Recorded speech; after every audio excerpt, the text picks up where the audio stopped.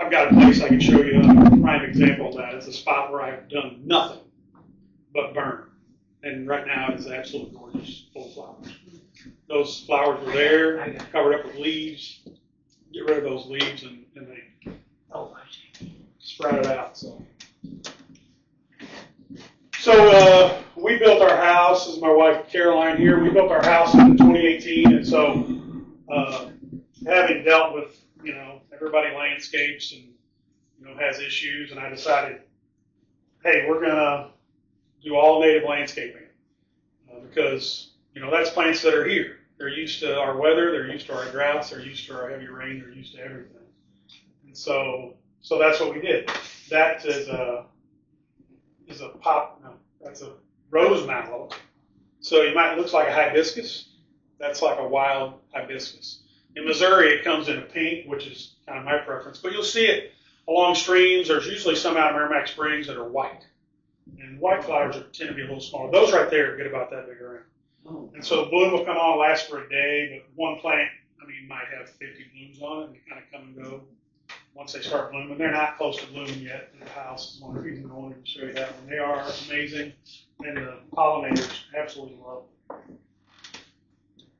So some reasons to use native plants: they support wildlife and biodiversity, provide food and shelter for native insects and birds and mammals. The amount of birds we have in our house is unbelievable because we did prairie restoration behind it, about 4 or 5 acres. And that's probably the one thing. Of course, there's always a lot of butterflies, but just the sheer amount of songbirds that go out there is amazing, pretty much all year round. So yeah, good for pollinators and bees and butterflies, just great for all that stuff. You don't have to do a lot of maintenance with native plants. We got some shrubs that you can prune a native shrub just like you can any other shrub. It won't hurt it. But typically you don't have to water them. Pretty much once the plants are established, our shrubs and trees, we've got native shortleaf pine, never water them, ever. And so that a lot less just general maintenance. It can improve your soil health and water management. I'll have a slide here in a little bit. Native plants have an unbelievably deep root system, some 15 feet deep, which is pretty unbelievable. The slide that will come up a little later compares like what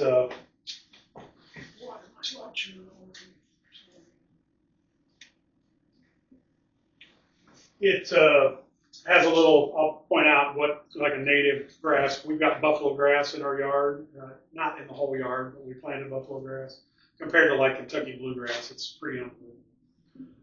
So that helps prevent erosion, especially around streams. And a lot of farmers along the Missouri River now are planting a native corridor between their soybeans or corn or whatever they're growing in the river, just to help hold that soil in place. It does a great job of that. And it also absorbs a lot of water, so it will actually help reduce runoff, flooding, everything. Trees are a great thing for that too. Just any tree will absorb so much water in rain. It's unbelievable. So they're very sustainable, help with air quality, absorb pollutants, release oxygen, trap carbon dioxide, and they're pretty. That's kind of one of the best things about it. You'll see some pictures here. They're just unbelievably beautiful. Most of them, wild versions, a lot of times are a little smaller than like a cultivator you might buy at the garden center. Hibiscus is a perfect example. I went out today. I got some wild hibiscus that grow in the prairie. And so everybody kind of knows a hibiscus maybe for Easter or something, Pretty good bloom, sometimes this tall, that big around. These are about as big as my pinky, the flower. Little purple. The first time I saw them, I'm like, because I'm sure it was in a seed mix that I used.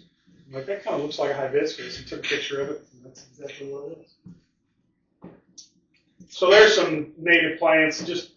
I've got a few in here just to show you. On the left's Indian paintbrush. I've got one left from the spring. Indian paintbrush is the first thing that blooms. we've got it around a lot in Missouri. Texas has an unbelievable amount of it. Just an amazing plant. Blooms every other year. So, but once you get it established, you usually have some bloom every year. But and then it gets little seeds on it. Sometimes I'll collect seed from it. The seed it'll be in a little pod, and it's about the size of a like mustard seed, or it's teeny, tiny seed. Horsemen, a lot of you probably all have seen that. There's a lot of it growing right now. I got a little bit at the house. If you come on over, we're going to go to the cemetery and look at a little prairie restoration. It's got a bunch of horsemen in it now, and the park prairie restoration does too. So that iris, believe it or not, we have native Missouri irises. There's 3 that we have. That's a copper iris, and that's what that blooms about maybe that big. So they're much daintier than irises people typically put in their flower beds.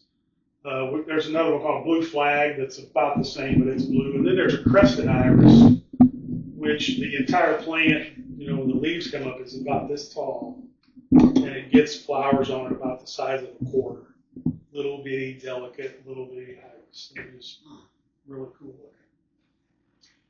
looking. So some native shrub. There's a golden currant. I would suggest if you got some forsythias in your house, pull those up, put in a golden currant. It's just as pretty. It'll actually start, golden currant usually will start leafing out in February. It's very cold tolerant, and it smells unbelievably great. And you can smell it. I mean, we've got it out in the front. You walk out the front door, and it'll just, when it's really in bloom, it'll just hit you. It smells so good. But you need at least 2 of them going to the mail. Yeah, you need a couple of them, and they are, I will say, a little aggressive. You kind of they'll put out runners, and so like there's a plant, holy cow, there's another one popping out of the ground 3 feet away. But you use that as a weed. If I don't want them to grow, expand, I'll just weed those down. That pretty much takes care of them. There's some monarch caterpillars in our garden. It's in our yard called a rock garden, eating on some milkweed. And then the other plant there is an azalea. It's called rose shell azalea. It's Missouri's only native azalea.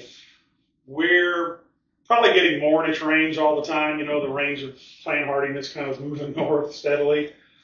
Typically, that was found in like below Eminence, southern Missouri. Pine forest down there is a big place for them, where the native pine forests were. There's a guy who actually did, you probably still look it up, he did his doctoral thesis on one of those plants that's in the pine forest that is about 15 feet tall. This one, we've got 2 of them. One has grown a little faster than the other. They've been in the ground about 10 years, and they're only about that tall. But blooms in the spring. Again, just typical type flower, just smaller, a little daintier. Blooms are about that big. Gorgeous little plant. We'll talk a little bit. There's a nursery south of Jeff City. And I haven't looked at their pricing structure lately, but that was their most expensive plant they used to sell because it's extremely rare. And I think those were like $30 in a little bucket in the bottom, but it was well worth it. So there's that picture of some roots. So over here on the far left, and so this guy here, where that line is, we're going up 7 feet tall. So you see some of these plants are 7 feet tall. And we're going down 15 feet into the ground for the root system. So there's Kentucky bluegrass. You can see it gets this tall and the roots go that far. So over here on the far right is buffalo grass, which buffalo grass unmowed will only get about that tall, which is why I like it for the yard. I got to mow the weeds down that are in the yard, and I can leave the buffalo grass alone. Very, very drought tolerant. If we get a big drought, it'll turn brown in August. The first rain in September, it's green in a day, and it's growing again. But look how deep the roots of that go down to about 8 feet. So, and then some other things. It's funny. I've got some compass plants in our garden. I think I had one that's 2 or 3 that've been in there like 8 or 9 years, and they hadn't bloomed. And so the compass plant is this plant here. And so, like, how come those won't bloom? But I'm sure it's because the roots just haven't gotten deep enough. Same thing with some coneflowers. There's coneflowers there. You see those roots of the compass plant go 15 feet. To the left of it There's the Indian grass, one of my favorites. Got the roots for that go down almost 90 feet. And so, and it's like at our house, some of our plants don't get quite as big because we've got a lot of clay in our soil. Down at the prairie at the park, which is in the bottomland, and the soil there is fantastic. Go to Merrimack Spring. At the entrance, they put a garden in. You know, they probably got 10 foot of topsoil there. They've been doing their prairies there too, and the plants just are bigger, stronger, healthier looking just because the dirt's there. But so yeah, the coneflower is kind of the same way at our place. You know, I saw 2 new ones just yesterday. I'm like, ooh, those weren't there last year. And I'm sure the plants had been there. They just didn't have a good enough root system down to make the flower. In other words, you can't kill them. You can't kill them. It's pretty hard to kill them. You know, you can mow over them. They'll come right back. You can actually use some herbicides on them that were woody stuff. I had a section of our field had sumac in it. It got really bad. And I was like, man, I just hate to spray that because I was afraid it was going to kill the wildflowers too.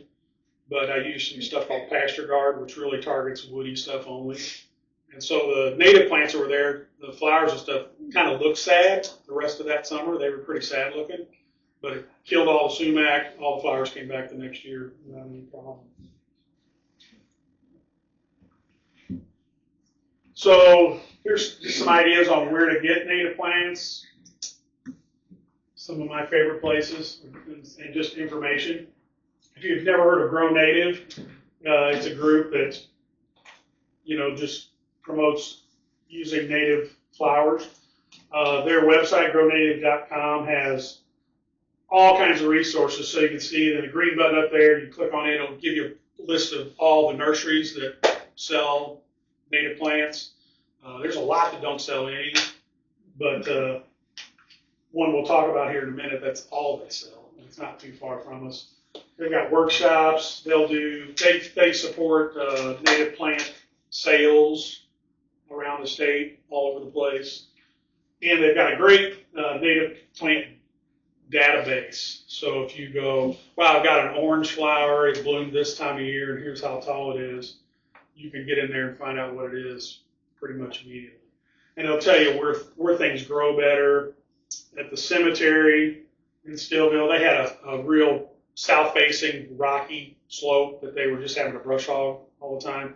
And so you could actually get them certain specific flowers to do better in there, and get them mixed, put in there.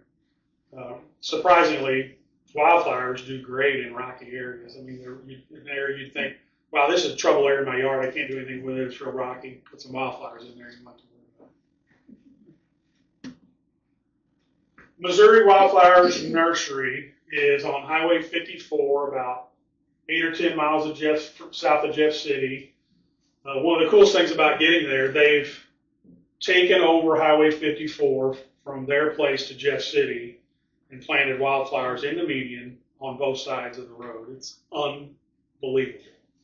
It's probably might be a little past its peak now, but it's worth driving down from there just to see this place.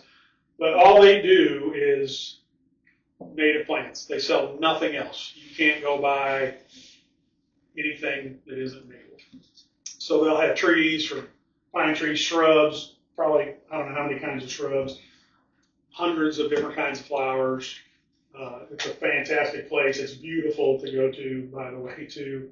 In the spring, they've got a field that has so much paintbrush in it. It's just bright red. It's unbelievable. You can get seed mixes from them, too. I think we got our buffalo grass seed from them.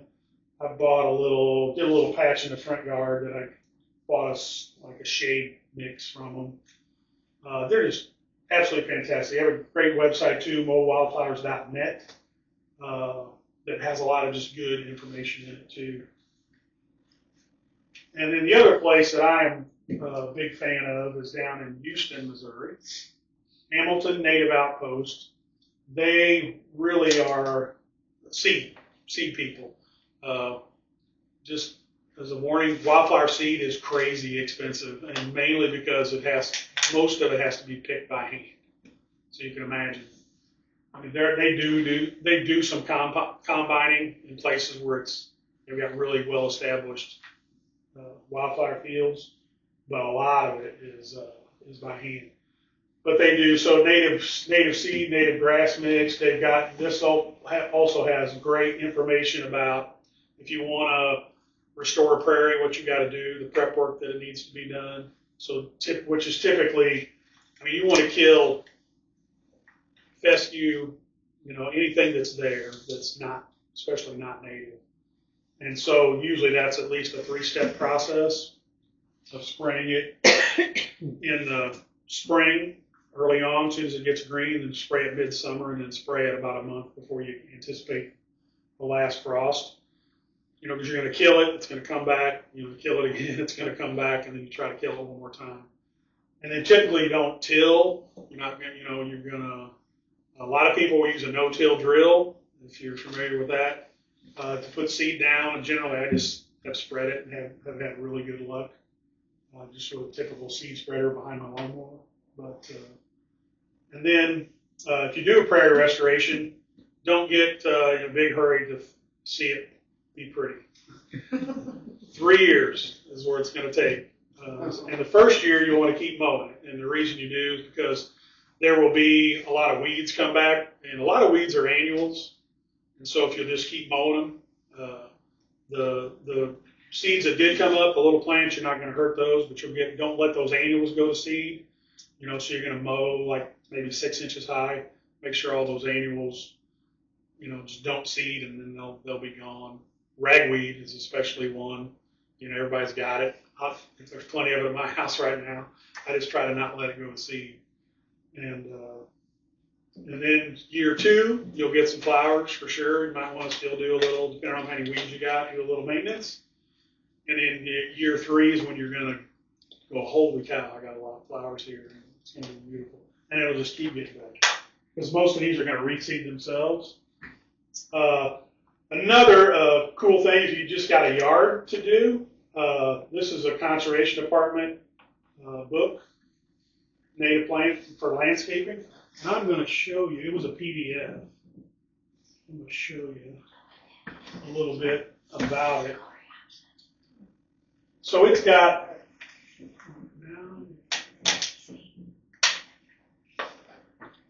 just some information. You can go on Conservation Department's website. Got this, you download it for free. The cool part about it kind of tells you how to get started.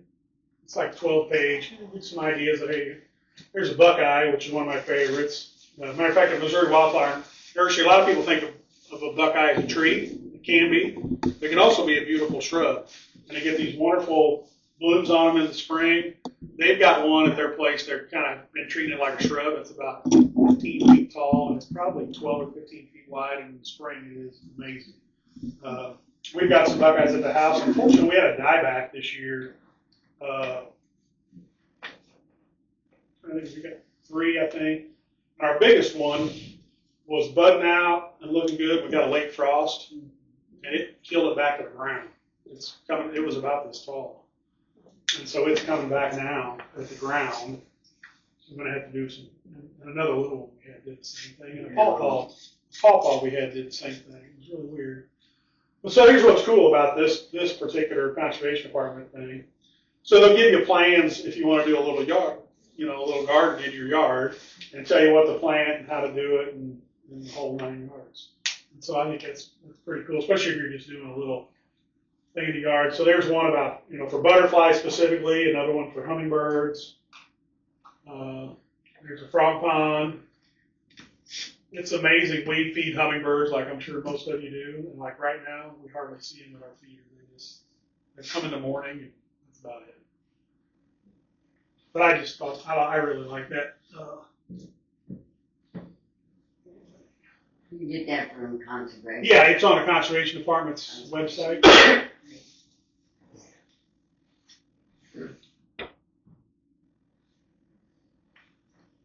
Okay, so talk a little about non-native plants and why you need to control them, and how to control them. So one thing a lot of you may not know, we just passed, and this is only about 20 years too late, but we just passed I don't know if the governor signed it yet, but the legislature passed a bill to prohibit the sale of 6 invasive plant species that some of them have done an unbelievable amount of damage in our state and are going to continue unless people really decide we're going to eradicate these. This is going to be a problem we'll never see fixed in our lifetimes. So it's going to prevent nurseries from selling the plants and the seeds for one particular plant, which was brought to Missouri by MoDOT. Thank you, MoDOT. So it's Serratia lespedeza, and I'll show you what that looks like. And that is one that is just, it's on every county road. It's on every gravel bar on the river. It's probably at your house. It's at my house. I treat it. I kill it. I can't get rid of it. It is unbelievable. One plant will put like 100,000 seeds out a year. Those seeds can lay dormant in the ground for 25 years. If you just come back and if you don't disturb the ground, a lot of times they won't. If you disturb the ground at all, they'll right back. They were brought in as a ground cover. It's horrible, horrible. It outcompetes every grass, every other thing around. Burning bush. Who's got burning bush? Almost everybody anymore. There's some. We can't go there, but there's a place on our farm that's actually Caroline's sister and brother-in-law. Big, giant, mature cedar trees, which are native, by the way. A lot of people think cedar trees aren't native, but they are. The entire understory, I mean, these are 35, 40-foot tall cedar trees. The entire understory of about 4 acres is burning bush. It's nowhere near a house. Seed, I'm sure, got brought in there by birds and left. Our neighbors have some that now are creeping over onto us. And so last year she let me come kill her lespedeza. I'm going to ask her if I can kill the burning bush this year. Because it's just in the middle of the woods. It's not, it's not in her yard or anything. I don't even know if she has any. Calorie pear, which is Bradford pear. Everybody knows it, how bad it is. A lot of people still have it. We still got it in the park in Stillville. People are trying to get rid of it. Why? It's unbelievably invasive. It will just take over everything. There's probably the best example I know of. There's a place in St. Louis off on 100. I don't think where to describe it, but there's a big area where there's a big loop that goes off 100 to get to this exit. And 15 years ago, there was about 3 or 4 Bradford pears in that thing. This is probably a 2-acre lot. It's completely full of them now.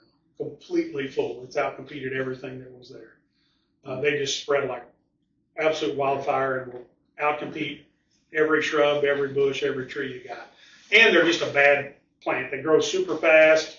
You see them a lot of times. If we have a bad windstorm, they break, and it's just because they grow so fast. They're not very strong. They're pretty, and that's why we've got them, because they're a beautiful tree, especially in the spring. Japanese honeysuckle is the one that is absolutely everywhere. You can drive down every county road. It's on there. It's blooming. Nothing's being done about it. I'm killing it at our house. I mean, I've killed plants that I didn't know I had that were 10 feet tall and found them and trying to kill them. We saw one in Raleigh the other day, the biggest one I've ever seen. It was probably 20 feet tall, and the stump on that thing was about this big around. But if you go to Columbia, every street you go down, there's this beautiful green plants. It's all bush honeysuckle. Raleigh's got a ton of it. In Stillville, if you come into town, the phone company has like a little lot there across from the school. Every plant on the side of that hill, all the way down into downtown behind People's Bank, is bush honeysuckle. It's just absolutely taken over. Now the mint, the winter creeper, there's quite a bit of that around here too, but they're gonna outlaw those. So nurseries aren't gonna have to just quit selling these immediately, which is kind of another part of the problem. I think they've got like 5 or 6 years to quit selling. So they're not going to be able to buy new stock. It's just sell what's left. So it probably won't take that long. Bill got big support. I'm vice president of Stream Teams United. We push for it hard. Cattlemen Association pushed for it hard. Missouri Municipal League Conservation Federation. It had a lot of broad support and passed pretty easily. So that's kind of the little info on each one. We kind of talked about them. Most of these are from Asia, oddly enough. Bradford pear comes from Asia. Bush honeysuckle, same thing. Seritia lesbidesia, yeah, we brought in again for ground cover. There's some other ground cover. Crown vetch, another one that came in. I've got that at the house, constant battle, trying to get rid of it too. Burning bush, we all know about it. And How can you get rid of that stuff? herbicides. I mean, usually bush honeysuckle, I'll cut it down to the ground. It's better to do it. I'll do it. So, great way to know what bush honeysuckle is. It's the first bush that leaves out in the spring. So you see any green, it's probably a bush honeysuckle before. I mean, there won't be a leaf on a tree anywhere. And then and why it's so competitive, it'll be the last one to lose its leaf. So it'll grow.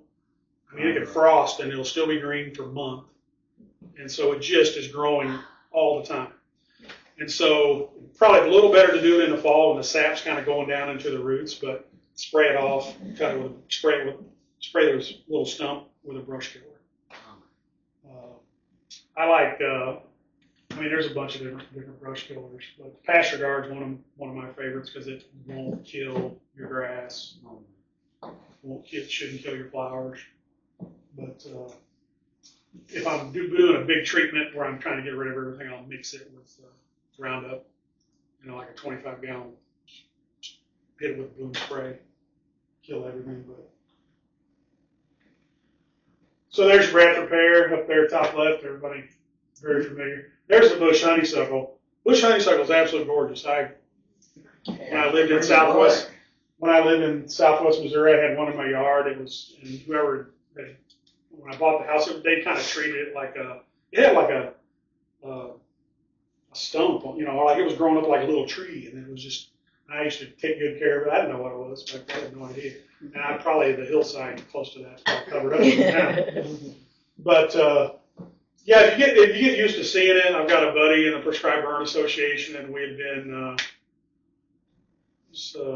in the spring. I think we'd had a meeting at a guy's house out on Butts Road. We were coming back, and it was just like.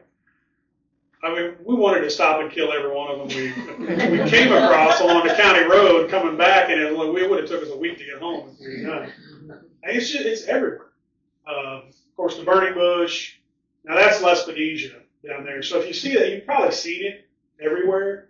There's tons of it along the highway. There's tons of it along county roads.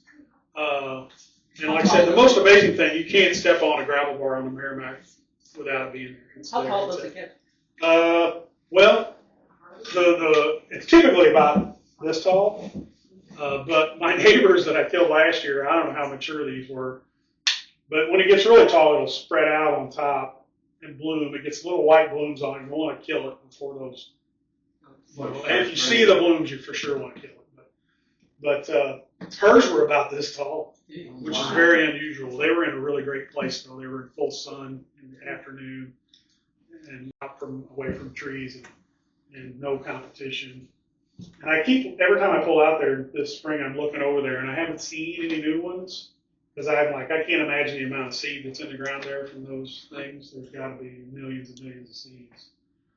But if you don't till the ground after they've done it and put seeds on it, you're okay. Usually they won't come back. I mean, I usually have a few show up. They won't come back then. Right. They may come right. They'll come back great. I was going to say, then they'll come back. Because I'll have some. I've been dealing with it in our prairie. There was a pretty good area of it there, and I sprayed it, all of it. But every year I wind up, if we're going to burn or something, I'll do a little brush hogging around the prairie to create a little zone so it's not so hot, for a fire break. And invariably, it's back. I'll find it again. And so I usually just kind of do spot treatment with those. I'll just walk around and just spray a little pasture guard. Pasture guard is really good to kill those. And just treat each individual plant. I don't have any big, like areas of it, but little individual ones all over the place. And so it's a constant battle. So there's probably it's just some ways to kill it. Some stuff you can pull up and it'll work, But often, Stream Teams United, there's a lot of stream teams in the state that do honeysuckle eradication all over the place. Like an unbelievable amount of honeysuckle. I mean, they might get a group of 100 people and go pull out 2,000 plants on a Saturday. And so there are a lot of those. They're doing, like I talking about, trim them off down at the ground, spray them with some herbicide, and hope they don't come back. And just continue to check them. Also in St. Louis, too, everybody knows where Lone Oak Park is. Look on both sides of the interstate there. It's just unbelievable the amount of bush honeysuckles in there. I mean, I don't even have any idea how we're going to get rid of it, but there are some herbicides that you can kill stuff with. Some burning, prescribed burning can help with some of these if you get them at the right time. I know they do recommend some burning for Lespedesia at a certain time of year. I don't know that a lot of people. My friend, he's got about 40 acres of prairie station, and we tried that one year with him. And didn't do anything. So he wound up having to kill that. He didn't have it. It wasn't a big prairie. This one was probably 10 acres with a bunch of big pine trees scattered through it, and he wound up just having to kill everything and start over. But so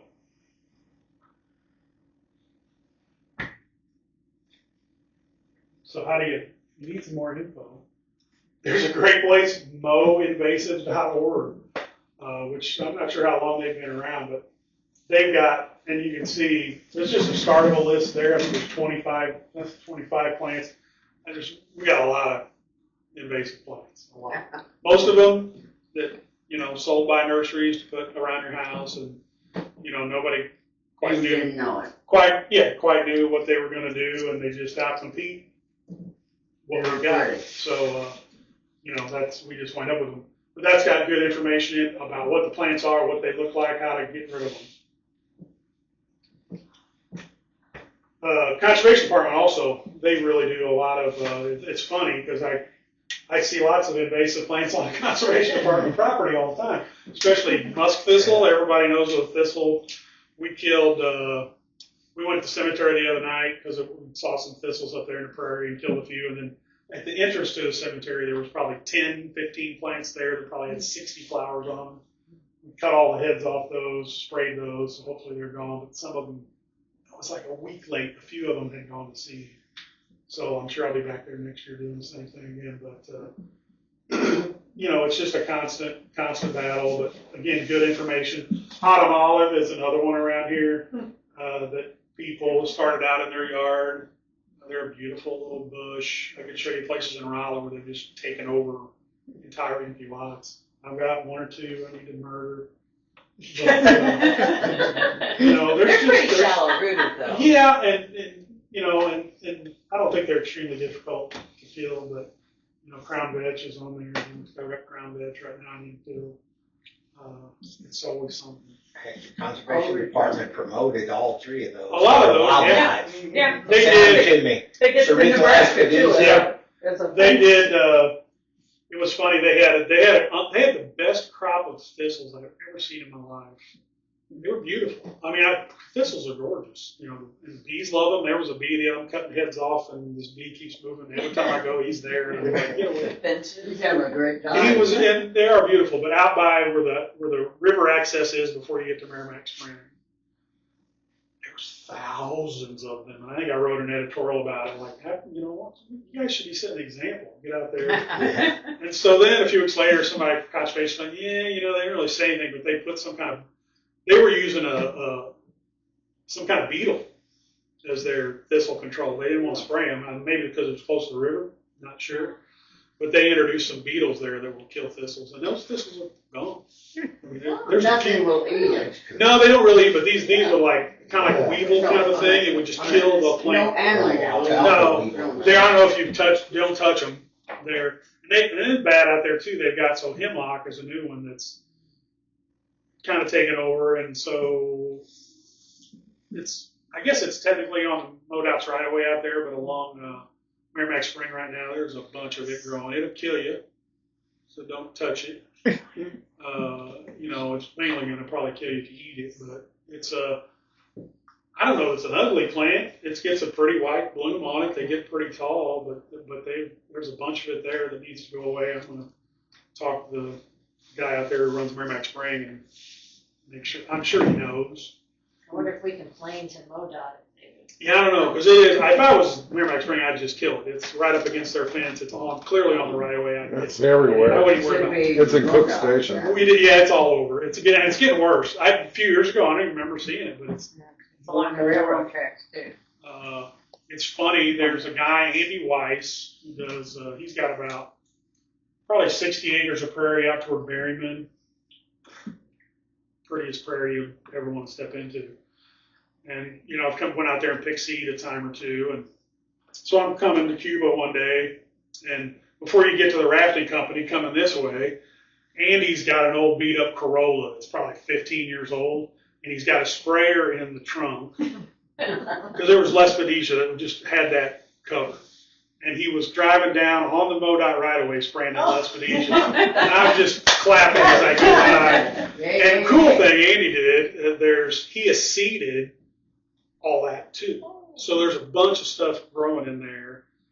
He seeded the bluffs on top of it. He seeded all the way up to where he turned into wildwood. There was a bunch of false blue indigo this year growing there, and we've got it at the house. I'd never seen it growing anywhere around here. Now you get down towards Springfield, there was a lot of it along the interstate this spring too. It's a little plant. Ours weren't so little. Ours this year got about this big around. But it gets these beautiful purple flowers on them in the spring. It's just one of the most beautiful flowers you'd ever see. And and Andy put all those in there. I know he did. He just does sneaky stuff, and everybody enjoys it, even though they don't know who did it. But I know. So as I said, I'm a member of the Prescribed Burn Association. Just a little bit about it. So we started that a couple years ago. There's a lot of guys kind of like me that have been doing some burning on their property. Prairie needs to be burned every couple years to get rid of all the undergrowth, and so that they're going to grow better. And so if they were probably like me and, maybe had to call the fire department to their house once or twice, but so the whole idea of the Prescribed Burn Association is so you can do it and do it right and do it safe and have help. Instead of trying to burn your prairie all by yourself or you and your buddy, you get like 8 or 10 people there, or however many it's going to take. And plus we've got equipment, torches that you use to light with, things to put fire out with, all kinds of training. Everybody's conservation department actually has a system where they do training. There's an online course that'll tell you give you a lot of good information, and then you go to like a 1-day in-person training where they'll set some woods on fire or prairie on fire. You can practice controlling it, look at what it takes to have a safe fire line, the whole thing. And then there's some other training that gets done too once you're a member. They're statewide. Almost the whole state now is covered by Prescribed Burn Associations. They've really grown in the last 4 or 5 years. But they had a great spot fire training, Shaw Nature Preserve. We get big support from Quail Unlimited. They gave us $10,000 here to buy equipment. I mean, they're all about this. Turkey Federation too is big on it. This is Whitetail Federation because it improves the habitat so much. And so, years ago they did it all. Yeah, did a lot more burning, absolutely. And so they do so many good things. One of the things they do, is just you're making it safer. For one thing, you cut down on wildfires. If you don't have all that fuel on the ground, any fire that we do have is not gonna get as bad as it could. But it just helps every growth underneath in the forest, especially in prairies. It just improves the growth of all those little things that quail like to hide in. Little turkey poults like to get in and hide, and they can eat those little things while they're in there. And it's amazing what you can burn in the woods and the amount of flowers, grasses, everything that'll come up once you get them uncovered. All that leaf litter, 50 years of leaf litter that's this thick, nothing's going to grow in that. And so it's amazing. Part of it, Missouri actually has a law that protects you too from some liability. So as long as you're not negligent, like you've done everything you can to make, hey, we did this, the wind wasn't blowing over this, the humidity was at a certain level, we did everything right, but yet my fire got out onto my neighbor's property, I can't be held liable, provided you're trained, you get the training and everything. Don't you have to, tell them that you're gonna burn? Yes, you should. I always do. All my neighbors, even just so they know if they see some smoke coming over on them, hey, don't, because we don't want, we don't want people calling the fire department, so we always call the 911 office. Hey, I'm starting my prescribed burn.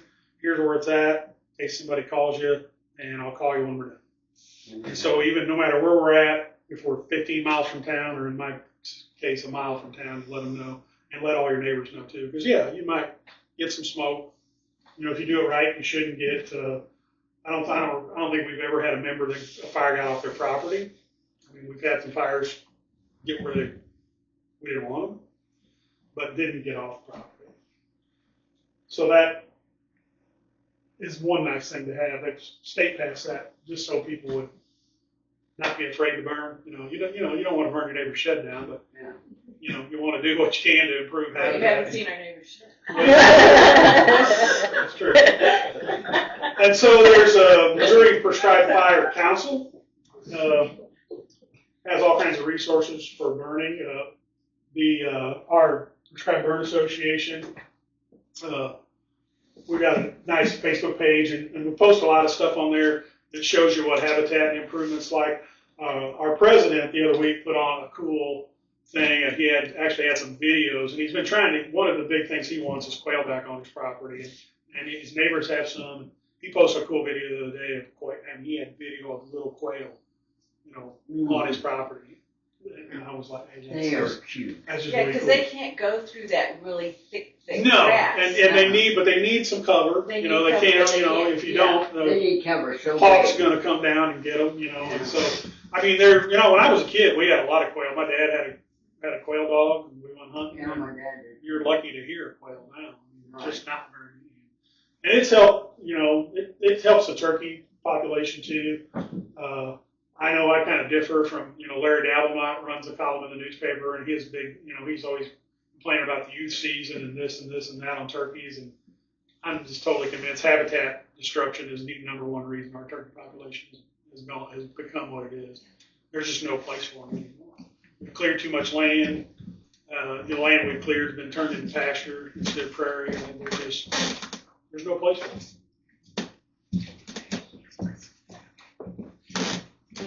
So there's a little fire. That's a fire at our house. This one here's at our house. That's our house. So we've got a little rock. We got this what we call a rock garden. And so the rock garden has a bunch of grasses in it too, and some of them are this tall. There's some flowers that get that tall.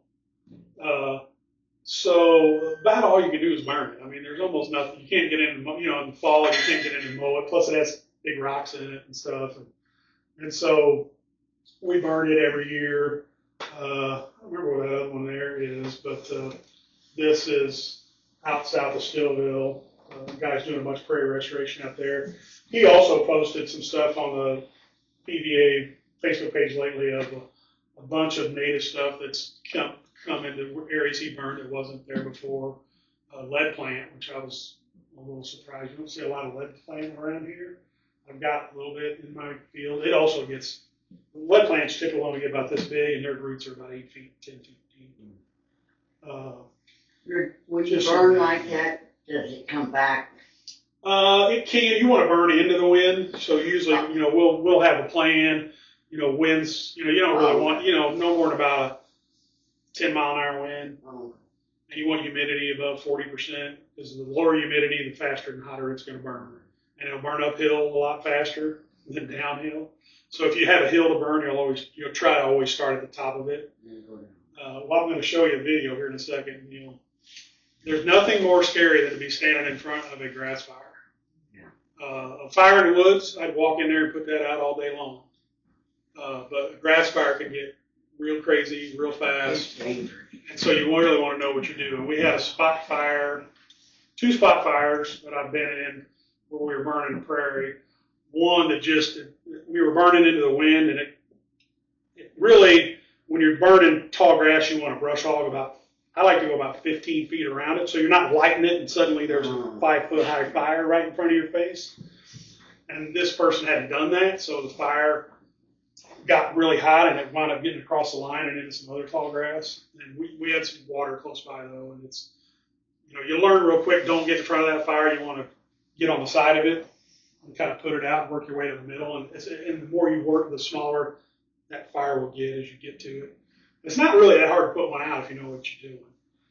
And then we had another one where a little piece of something jumped over the fire line and landed in some tall grass that had some slash in it, and slash is like treetops that have been trimmed off and piled, so it had some wood in it.